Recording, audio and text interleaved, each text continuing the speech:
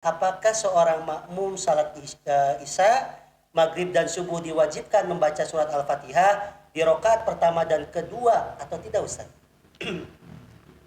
A'udzubillahi minasyaitonirrajim. Bismillahirrahmanirrahim. Alhamdulillah wassalatu wassalamu ala Rasulillah. Subhanaka la ilma lana illa ma 'allamtana innaka antal alimul hakim. Assalatu wassalamu alaik.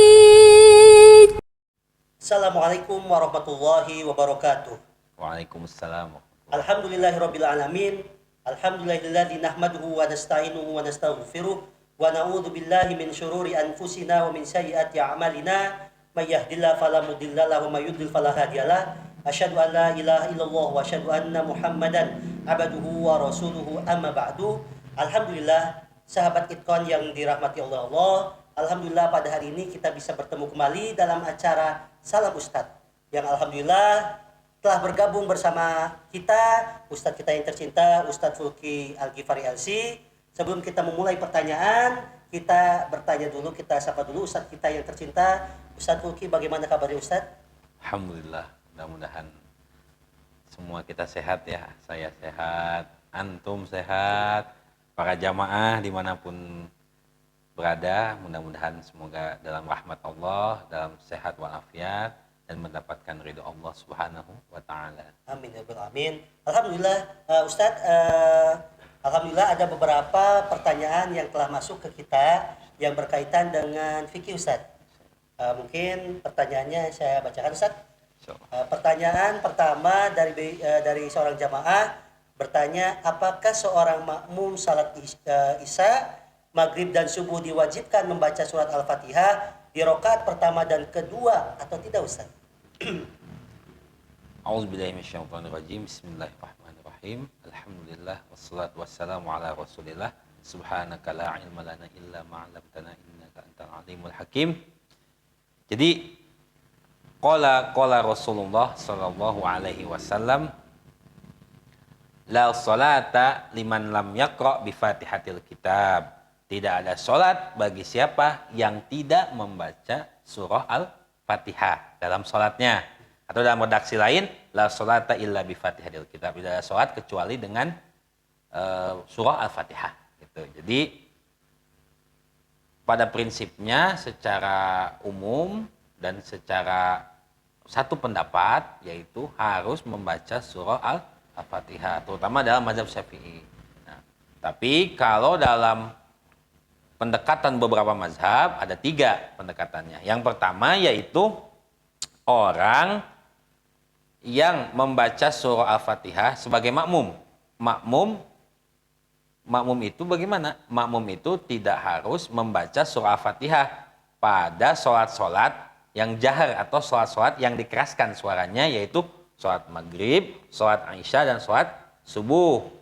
Namun dia wajib membacanya pada sholat-sholat, yaitu sholat asar dan sholat zuhur, ya, di setiap rakaatnya.